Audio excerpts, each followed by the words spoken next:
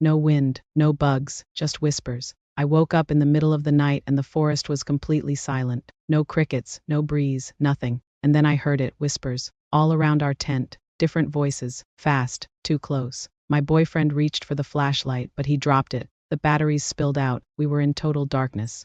We ran through the woods as fast as we could, branches tearing at us. We didn't stop until we reached the car. The next day, our tent was gone. There were no footprints, just pine needles flattened in a perfect circle. I don't think it was people watching us. I think it was something else, something that doesn't want to be seen. Story on at Midnight Whispers. Subscribe for more real horror.